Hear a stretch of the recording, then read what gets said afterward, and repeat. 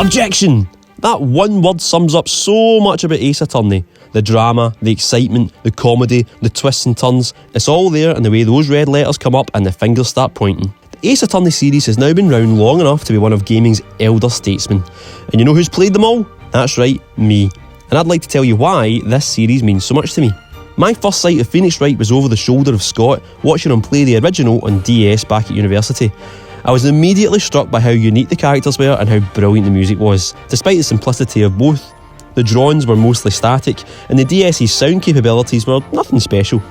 But both the art and music had such character to them that it was impossible not to be gripped watching Scott unfold the plot of The Murder in the Lake. It was the final case of the game, by the way, so I had the ending spoiled for me before I'd even touched the game myself. Playing as a lawyer, investigating crime scenes and defending clients in court is such a heady, inspired setting for an adventure game series. That first game still stands as one of the series' high points, and if you've never played it, I'd still say that it's probably the best jumping on point as well. The simple pleasure of talking to funny characters, gathering testimony and evidence, then presenting it all in court is a magic formula, and the first game does a great job of telling a series of little stories with one overarching plot that all wraps up in a satisfying, bittersweet conclusion. These characters are the kind that stick with you.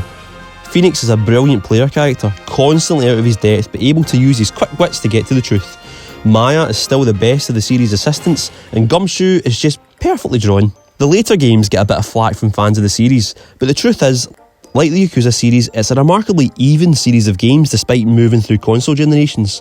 While new gimmicks are added in each game to freshen up the adventure sections, it's that magic formula of conversation, evidence gathering, and dramatic court showdowns that keep things moving along.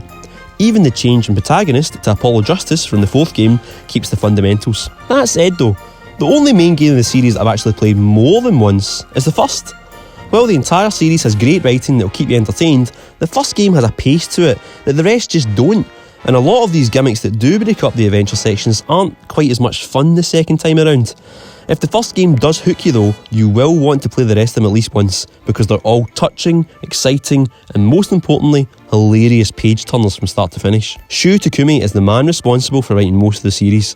He has a gift for writing stories full of silliness and ridiculous things happening, but slowly become emotional tearjerkers by the end. He left after the first trilogy to work on the equally excellent Ghost Trick, but returned for Phoenix Wright vs Professor Layton. Along with the first game, I'd say this spin-off is one of the best to drop into because it doesn't reference the other games that much, and introducing Layton's puzzle-solving gameplay actually makes the adventure sections a lot more fun without feeling in any way tedious, even in a second playthrough. And it's good to know that Shu Takumi is back for the great Ace Attorney.